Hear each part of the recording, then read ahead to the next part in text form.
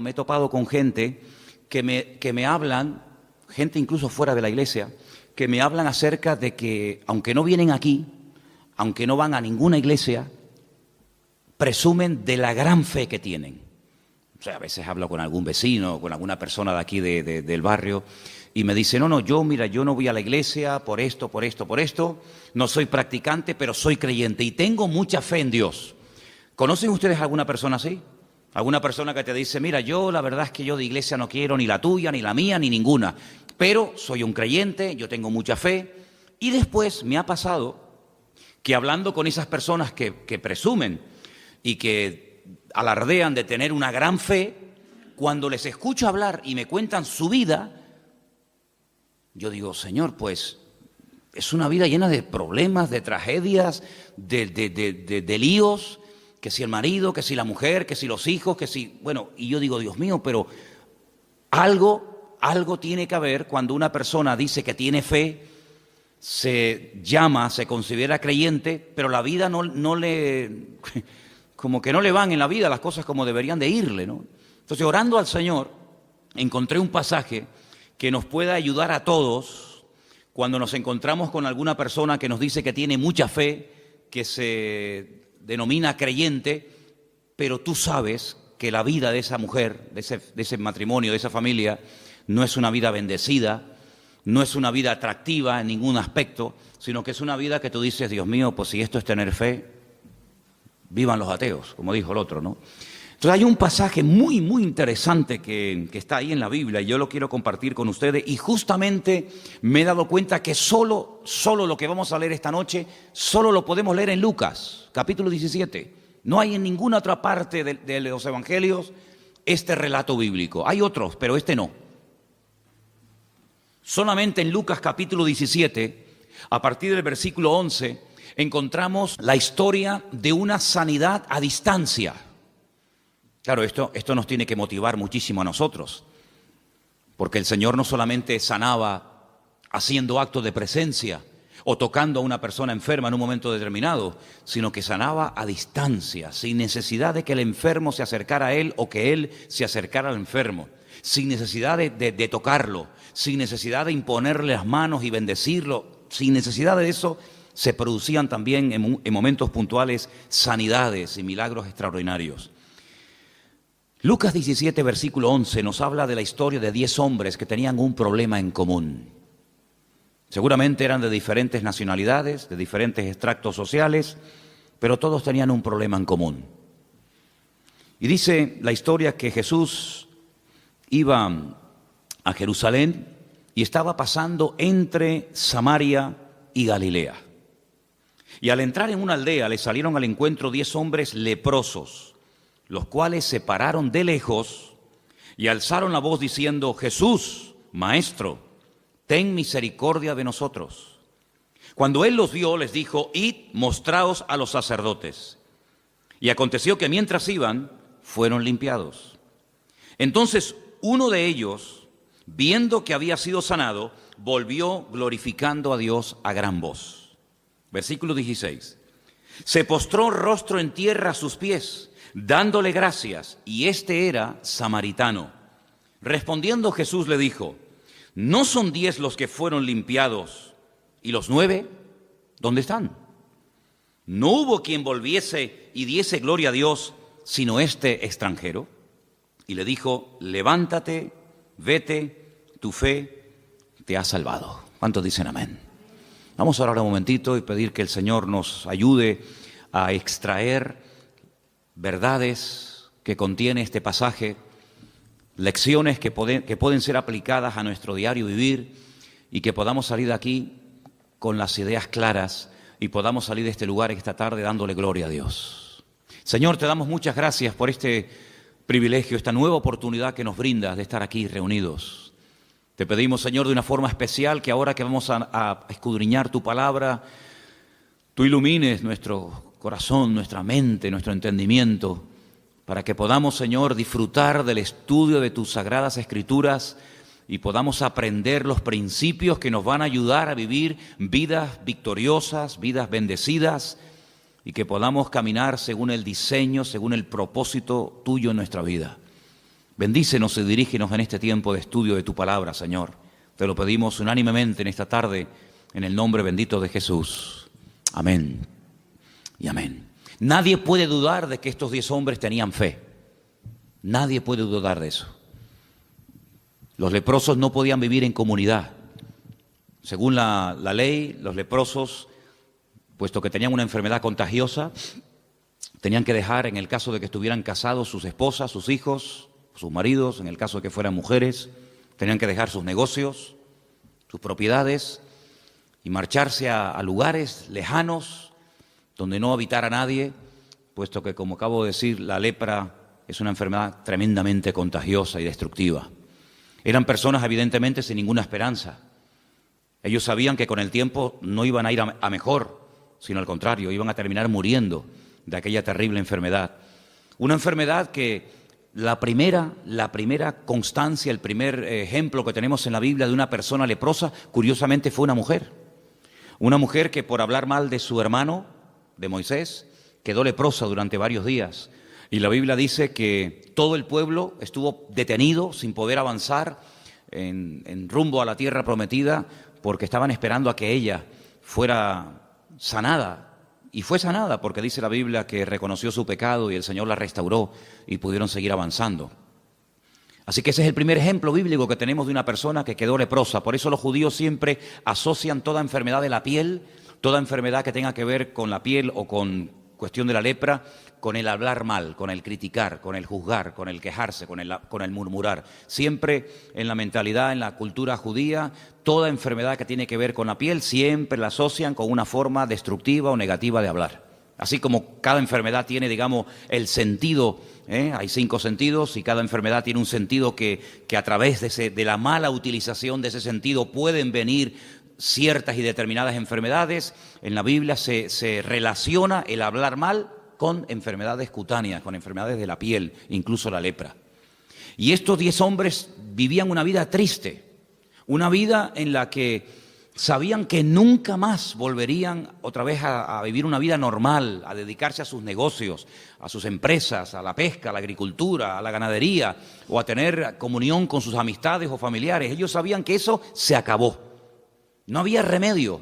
Puede ser que una persona que contrajera la lepra fuera una persona moralmente buena, religiosa, pero ellos sabían perfectamente que ni siquiera la religión judía, el judaísmo, iba a poder restaurar la piel, iba a poder restaurar su enfermedad.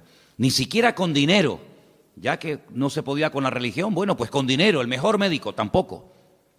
En aquellos tiempos la lepra era una enfermedad, ya digo, totalmente incurable.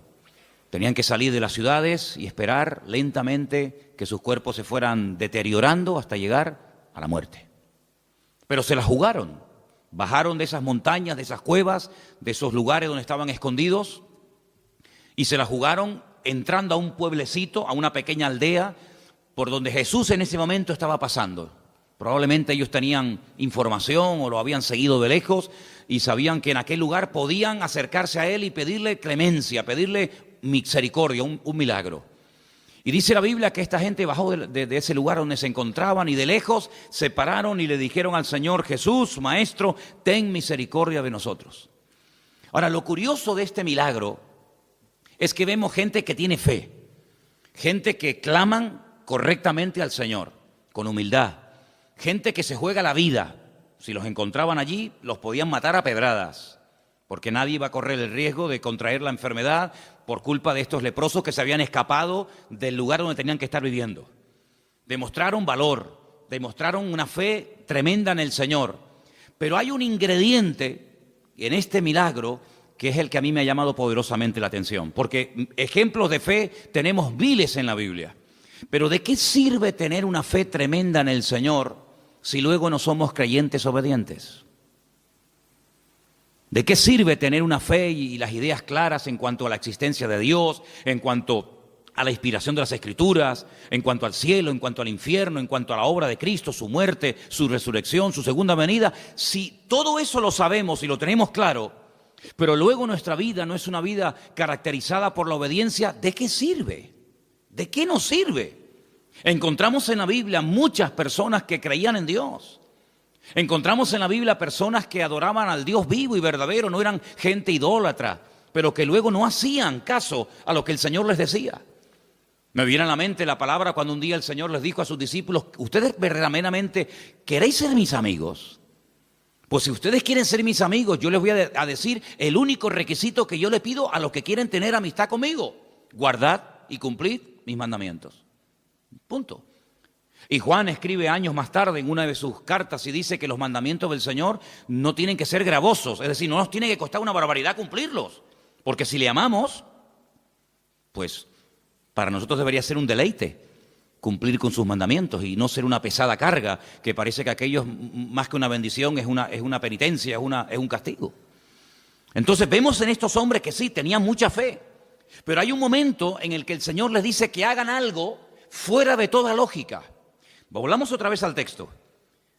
Cuando ellos alzan la voz en el versículo 13 y piden al Maestro, piden al Señor misericordia, dice que el Señor les dice: id y mostraos a los sacerdotes. Ahora, esto de la lepra es algo muy amplio, nos faltaría mucho tiempo para estudiar en detalle cuáles eran los síntomas. ¿Por qué un sacerdote, que eran los que examinaban a la gente del pueblo, tomaba la decisión y declaraba: tienes que irte del pueblo?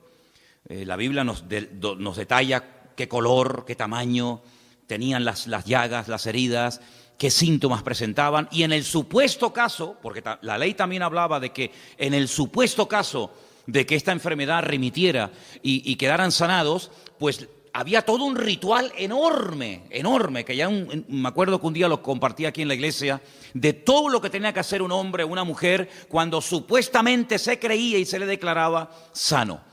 Entraba en un periodo de cuarentena, tenía que cortarse todos los pelos de su cuerpo, las cejas, la barba, el bigote, las pestañas, y todo eso tiene una razón de ser. Tenía que hacer una serie de sacrificios, en fin, un ritual muy interesante, pero vamos, que no viene al cuento ahora.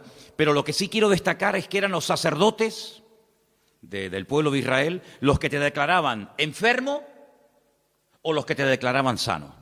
Si te declaraban enfermo, amigo, tienes que irte inmediatamente. No puedes posponer esto para el año que viene, porque cuanto más tiempo tardemos en tomar, peor nos puede ir a todos.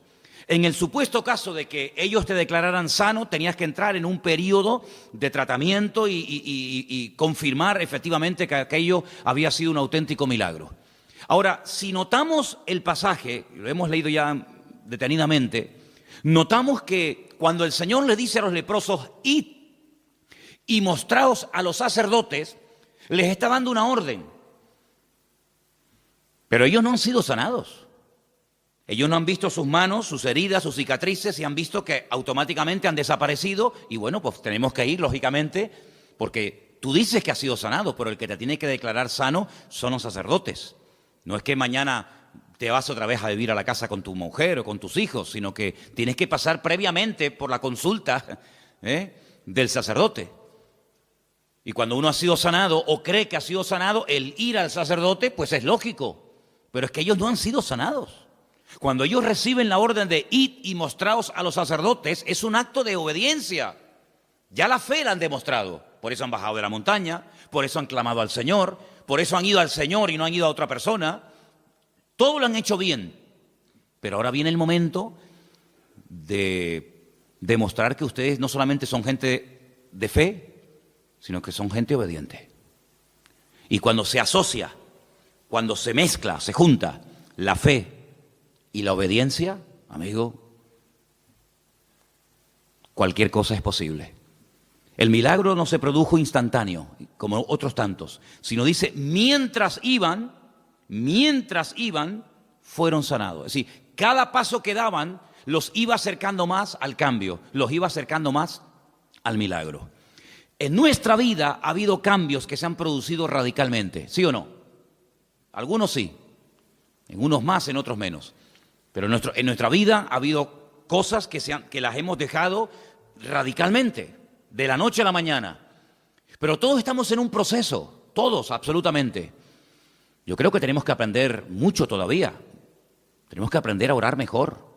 No somos una iglesia fuerte en oración. Sí, oramos, pero no somos una iglesia fuerte en oración.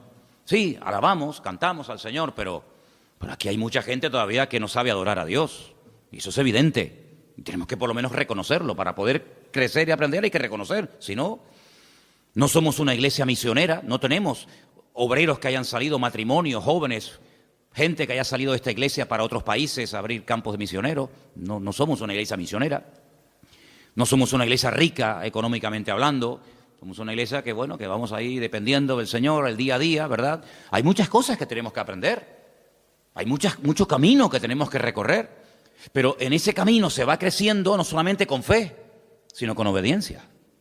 Porque si esta gente tenía mucha fe, pero se hubieran planteado, se hubieran mirado a las caras y hubieran dicho, oye, ¿y para qué vamos a ir a Jerusalén? ¿Para qué vamos a hacer este largo viaje? Pero si es que no ha pasado nada. Mírate las manos, mírate la cara, mírate el cuerpo, mírame yo cómo estoy, si aquí no ha pasado nada. Esto es un disparate, esto es una locura, ir a Jerusalén a mostrarnos a los sacerdotes, ¿a qué? Pero en ningún momento encuentras peros. Y una vez prediqué aquí, no sé si ustedes se acordarán, un mensaje que se llamaba los peros que hay en la Biblia, que hay un montón. Has trabajado, has sufrido, has probado a los que se dicen ser apóstoles, a las habéis hallado mentirosos, pero tengo contra ti que has dejado tu primer amor. Hay un montón de peros en la Biblia, pero en esta historia ni uno. En esta historia no encuentras a uno solo, de los días a uno que dijera, oye, esto es un disparate, Esto no será un emocionalismo, ir a mostrarnos a los sacerdotes, pero vamos a esperar primeramente cambiar, vamos a esperar primeramente ver cambios significativos y entonces vamos a Jerusalén. Pero ir sin ver cambios me parece un disparate. ¿Sabes que en la vida hay creyentes que actúan así? Vamos primeramente a ver y luego vamos a actuar. Y el Señor Jesucristo una vez dijo una palabra muy interesante cuando Él dijo, bienaventurados los que creyeron sin necesidad de haber visto previamente. Por lo tanto, en nuestra vida no solamente tenemos que potenciar y utilizar la fe. La fe es un ingrediente y un elemento indispensable, hasta el punto que el Señor dice, sin fe, ya lo sabéis, lo que dice el texto, es imposible agradar a Dios. Pero no nos olvidemos de que mejor que ciertos y determinados sacrificios, mejor que ciertas y determinadas acciones, pues dice el Señor, mejor que todo eso es la obediencia.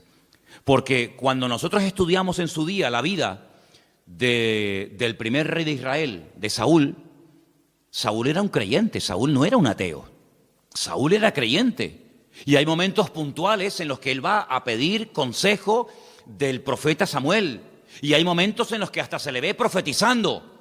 Pasó por una persona espiritual, no lo era, pero en ese momento, bueno. Pero sin embargo, la característica fundamental de Saúl es que era un desobediente. Cuando el Señor le da la orden de ir y exterminar a Amalek, de no dejar nada, para llevárselo al pueblo, y cuando al día siguiente va Samuel y le dice, oye, pero no te dije yo que no tenías que traer ni ovejas, ni bueyes, ni nada, ¿esto qué es? Y le echa la culpa a los demás. No, es que el pueblo lo perdonó. No, el pueblo y tú lo has perdonado. Porque si el pueblo en un momento determinado cogió cosas y tú ves que las han cogido, pues para eso estás tú, para decir, no, hoy no se puede coger nada. Pero tú lo has consentido, por lo tanto eres copartícipe de la desobediencia del pueblo. Luego, viendo que por ahí no le van bien las cosas, cambia y entonces lo que dicen, bueno, es que hemos perdonado, el pueblo ha perdonado lo mejor del rebaño para presentarlo en sacrificio al Señor. Y es cuando el profeta Samuel le dice, pero mira, qué sacrificio, pero si lo que tú has hecho no tiene justificación alguna. Es decir, tú puedes presentar 20.000 sacrificios, pero sigues siendo un desobediente. Y mejor que los sacrificios es obedecer al Señor. Y vemos que es una persona que tenía un potencial tremendo, pero echó a perder su vida porque era un desobediente, no porque era un ateo, era un creyente, pero un creyente desobediente. El otro día, cuando teníamos la reunión por Skype con los hermanos de Israel, les compartí acerca del libro de Jonás. Sí, era un profeta de Dios, un profeta verdadero. Hombre, tan verdadero era que el Señor lo llama para que vaya a una ciudad a predicar la palabra, pero se niega, no quiere ir. Va al lado contrario. ¿Por qué? Porque es un profeta desobediente. Luego, incluso una persona puede estar en el ministerio, llamarse pastor, apóstol, profeta o lo que sea, y ser, en el fondo, un desobediente. Incluso hasta vimos en el libro que se enfada con el Señor cuando la ciudad se convierte. Y el Señor, lógicamente, cuando ve que se han convertido y se han arrepentido de corazón, pues los perdona. Y entonces salta Jonás y dice, ve, yo lo sabía. Yo lo sabía que tú eres un Dios misericordioso y clemente, lento para la ira, grande en misericordia, y yo sabía que los ibas a perdonar. Y está diciendo, en otras palabras, es que yo quería que los condenaras. Yo no quería que se arrepintieran y tú los perdonaras. Entonces, ¿pero qué tipo de profeta es ese? ¿Qué tipo de predicador es ese que se convierte en una ciudad entera y se enfada? Entonces, ¿qué es lo que tú querías? Pues que le viniera el palo encima. Y me llamaba la atención que cuando el Señor confronta a Pedro, en aquella conversación que tiene con él en el mar de Galilea, y le dice, Pedro, ¿tú me amas? Y le dice, sí, Señor, tú sabes que yo te amo. Y muchas veces cuando hablamos de este encuentro, de este momento de restauración, pues decimos lo que acabo de decir yo ahora. Pero es que realmente no dijo eso exactamente el Señor, sino que le dice, Pedro, hijo de Jonás.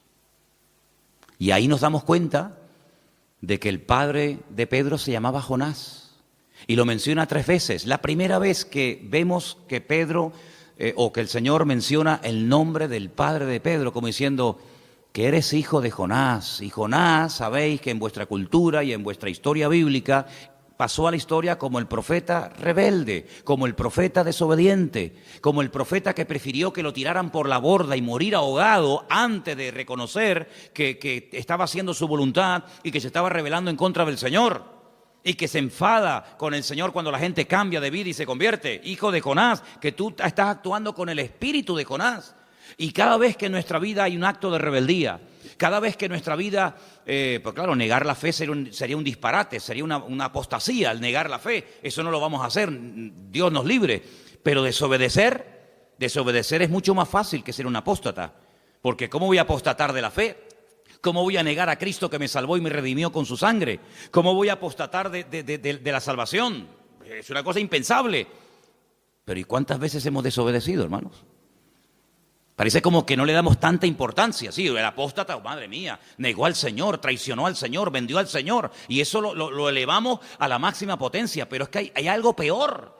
Y es ser un creyente desobediente. Y dice el Señor que para Él eso es algo tremendamente, es terrible. Y el Señor no permitió bajo ningún concepto que este hombre siguiera en el trono por ser un desobediente. Luego, lo que para nosotros a lo mejor no es tan grave, para el Señor es gravísimo. ¿Te das cuenta? Y también lo que para nosotros puede ser algo terrible, pues el Señor a lo mejor no le da tanta importancia como tú y yo le damos en alguna ocasión.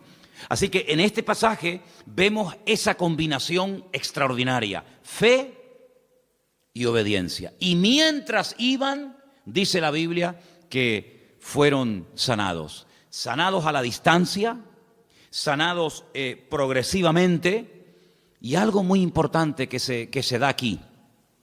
Y es que de los 10, solamente uno, vamos a leerlo otra vez, solamente uno volvió al Señor.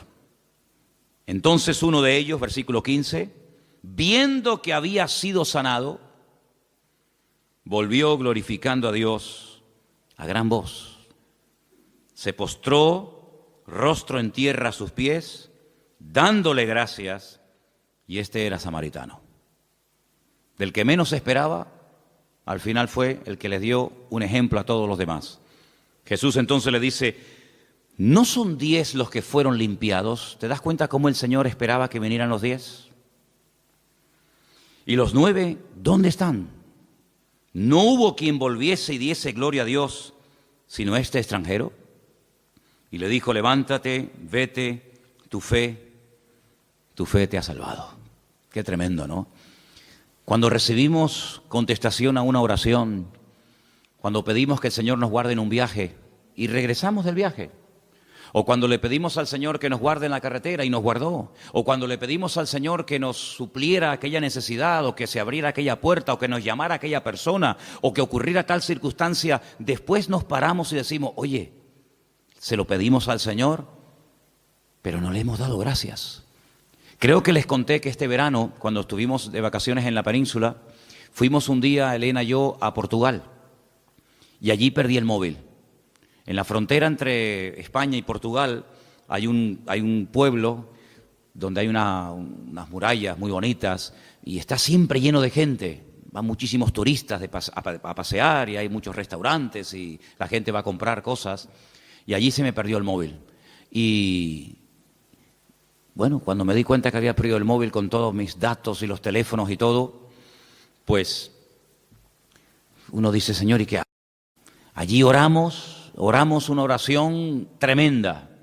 Y el teléfono apareció, ¿sabes? Volvimos otra vez a Portugal, volvimos otra vez, y entrando por ese pueblecito donde estaba lleno de gente, pues resulta que un chico me llama a lo lejos y creo que oyó algo de la conversación de que estaba buscando un móvil y me localizó y me lo entregó. Y fue un milagro, fue un milagro. Pero después nos tuvimos que parar y decir, con la misma intensidad con la que te clamamos y te pedimos que nos ayudaras en este problema, con la misma intensidad tenemos que dar gracias al Señor. Lo que no puede ser es que pataleemos, lloremos, nos tiremos al suelo, gritemos, nos revolquemos, pidamos todo tipo de misericordia y todo tipo de verdad, de gestos y de palabras, y luego a la hora de recibir la respuesta seamos incapaces de decir gracias, Señor, porque aquello se resolvió porque tú interveniste, porque tu nombre fue glorificado y tenemos que ser personas agradecidas. En este pasaje que vemos aquí, que como dije al principio solamente lo encontramos en Lucas, vemos 10 personas desesperadas, pero personas que no tiran la toalla, personas que caminan en una buena dirección, no van a cualquier persona de la época a pedir ayuda, sino van al Maestro, van al Señor, claman correctamente, demuestran su fe, esperan un resultado. El resultado tal vez no fue el que ellos esperaban, ser sanados inmediatamente, pero bueno, es otro sistema. El Señor nos ha dicho a nosotros, hemos oído que una vez le puso la mano encima a un leproso y lo sanó instantáneamente. Bueno, gloria a Dios, pero en nuestro caso el Señor nos pide algo diferente. Por eso, qué importante es descubrir la forma como el Señor quiere tratar con mi vida. No copiar, no imitar, no envidiar la forma como Dios trata a fulano o a mengano, sino tú y el Señor y tú, descubrir la forma particular y privada como el Señor te trata a ti como hijo y como hija suya. Un acto de obediencia. ¿A dónde quieres que vayamos? ¿A Jerusalén? ¿Dónde estaban? El capítulo empieza, la historia dice, yendo a Jerusalén, pasaba entre Samaria y Galilea.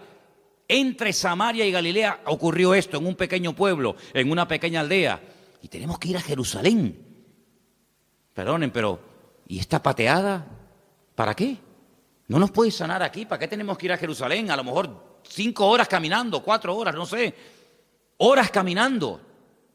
Pero es lo que el Señor nos pide a nosotros. Es lo que el Señor nos está pidiendo a cada uno de nosotros. Yo pregunto, ¿estamos dispuestos a obedecer al Señor en lo que nos pide? ¿Por qué a veces somos tan testarudos y cuestionamos y retrasamos lo que sabemos que en el fondo tenemos que hacer? ¿Por qué? Porque todos dentro de nosotros tenemos un espíritu de rebeldía. Porque todos dentro de nosotros cuestionamos muchas veces lo que no tenemos jamás que cuestionar. Si el Señor nos dijera, ¿queréis que yo te ayude, que responda a tus oraciones? Vete caminando esta noche al Teide de rodillas. Sí, pero Señor, ¿cómo es esto? ¿Pero te imaginas que el Señor nos dijera a nosotros hoy en día esto? ¿Te imaginas que el Señor nos pusiera barro en los ojos y nos dijera, vete a la playa de las Teresitas y cuando llegues allí te bañas? Es un disparate, es una locura. ¿Te imaginas que el Señor nos dijera, ¿quieres que te dé la petición que tienes tanto delante de mi presencia? Pues lo que tienes que hacer es irte caminando de aquí a Weimar. Y mientras vas caminando, ahí vendrá la respuesta. El Señor a nosotros no nos ha pedido esto. Yo creo que somos la generación en la que nunca nos lo ha puesto tan fácil a los creyentes el Señor el obtener respuestas a nuestras oraciones. Y yo veo en la Biblia que hay momentos en los que la gente tiene que hacer un esfuerzo. Aquí tenemos un ejemplo. El pobre ciego que lo manda caminando al quinto pino de Jerusalén, teniendo un estanque al lado como es el de Betesda. Yo veo en la Biblia que hay momentos en los que el Señor le pide a personas cosas que yo no sé, con toda honestidad, si me las pidiera a mí, si yo las haría. Mira tú, por ejemplo, a Abraham, que vive en el sur de Israel, y le dice que sacrifique a su hijo, y no lo puede sacrificar allí en la puerta de su casa. 3 días caminando, hermano. 3 días caminando. Y 3 días después de vuelta. Para subir a un monte a sacrificar a su hijo. Pero bueno, ¿y qué más da matarlo aquí, que matarlo allá, que matarlo en la puerta de mi casa, que matarlo encima de la cama? No cuestiona, sino se levanta bien temprano a la mañana, se pega 72 horas caminando. Un señor ya mayor que podía decir, pero señor, pero yo tengo otras cosas que hacer, tengo criados, tengo una mujer, tengo otras cosas que hacer en la vida. 3 días caminando. Pero él aprendió a obedecer a Dios. Y aprender a obedecer cuando lo tenemos claro, o cuando nos va a favor de la corriente, o cuando nos gusta, eso no cuesta nada. Pero yo creo que nuestro nivel de madurez se demuestra no tanto por la fe que tenemos. Porque fe, si no tenemos a estas alturas fe, pues menudo problema tenemos.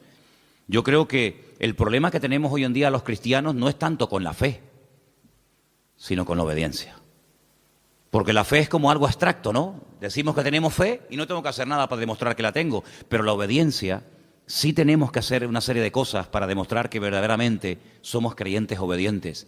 Y es ahí donde se marca la diferencia. Porque una fe que no actúa en obediencia es una fe muerta. Entonces puede ser, no digo que siempre sea así, pero no puede ser que hay cosas en nuestra vida que aún no se han resuelto, respuestas a oraciones que aún no han sido contestadas, porque sí, tenemos fe, se lo hemos pedido al Señor, pero no estamos actuando como el Señor nos pide que actuemos. Entonces no detengamos bendiciones de Dios para nuestra vida por nuestra falta de obediencia al Señor. Porque la obediencia es lo que marca la diferencia. Cuando el Señor ve que estamos dispuestos al esfuerzo, dispuestos al sacrificio, y yo me pregunto, ¿hasta qué punto nosotros estaríamos dispuestos a sacrificarnos por su obra? ¿Hasta dónde seríamos capaces de llegar? ¿Hasta dónde seríamos capaces de esforzarnos? ¿Hasta dónde seríamos capaces de aguantar, de obedecer y de ir en actos de obediencia? ¿Hasta dónde? Cada uno de nosotros evidentemente es un mundo, no hay dos iguales, eso está más claro que el agua. Esto es como los hijos, puedes tener 20 y los 20 son diferentes. En las ovejas pasa lo mismo, en las iglesias pasa lo mismo. No hay dos creyentes iguales, no hay dos creyentes, aunque lleven toda la vida en la misma iglesia, con el mismo pastor, en la escuela dominical, en los jóvenes, pero no hay dos creyentes iguales. ¿Hasta qué punto nosotros estaríamos hoy dispuestos a esforzarnos y a sacrificarnos por la obra del Señor? ¿Hasta qué punto? Bueno, pues es ahí donde yo creo que tenemos que madurar. Porque si yo les pregunto, hermano, ¿ustedes tienen fe? ¿Qué responderían ustedes? Sería bueno que me respondieran. ¿Qué tal está el tema de la fe? ¿Verdad que no hay problema? Claro, ¿quién va a tener problemas con la fe?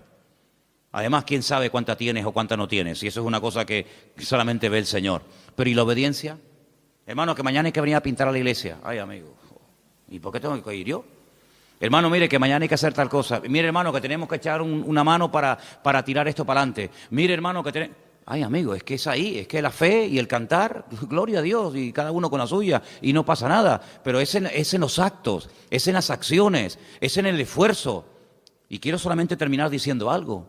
Cuando el apóstol Pablo dejó de pastorear la iglesia de Éfeso, que ya sé que era complicada, una iglesia muy grande, una iglesia, fíjate tú lo que te voy a decir ahora. El día de la despedida, después de 2 años de arduo trabajo en la iglesia de Éfeso, dice Pablo algo así tremendo. Imagínate si yo lo dijera hoy, imagínate. Hermano, yo sé que después de mi partida entrarán en este rebaño, en esta congregación, lobos rapaces que no perdonarán al rebaño. Bueno, se entiende, no está pastor, no está Pablo, seguramente algunos aprovecharán el vacío para meterse, no, pero espérate, que hay más.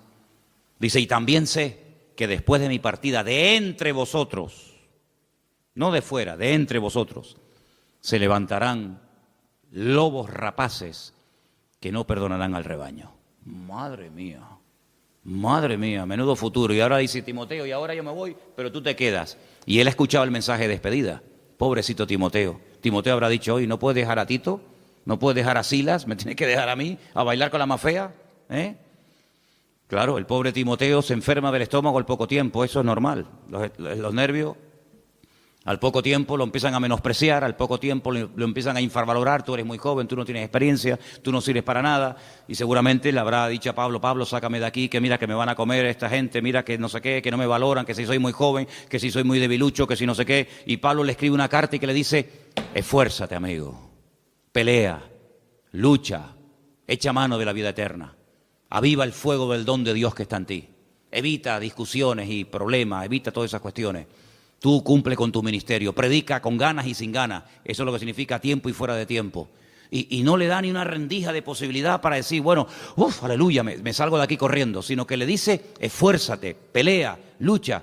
Timoteo, hombre de fe. Pablo estaba orgulloso de él, pero tienes que demostrar tu fe, amigo. ¿Y cómo tienes que demostrar tu fe? Aguantando. Y tienes que demostrar tu fe con el esfuerzo y con el sacrificio. Hasta ahora no has demostrado nada. ¿Qué vas a demostrar? Si el que predica, el que comparte, el que abre la obra, el que se lleva los palos, al que meten en la cárcel, al que apalean, al que escupen, al que apedrean es a mí, siempre es al mismo. Pero ahora te toca a ti, y ahora te toca a ti coger el testigo. Yo ya estoy pronto, dice Pablo, el tiempo de mi partida está cercano, pero ahora eres tú el que tienes que pelear y luchar y batallar y dice, y lucha legítimamente, y pone el ejemplo del atleta, y pone el ejemplo del agricultor, etcétera. En otras palabras, la fe se demuestra con los hechos. Las palabras no sirven de nada.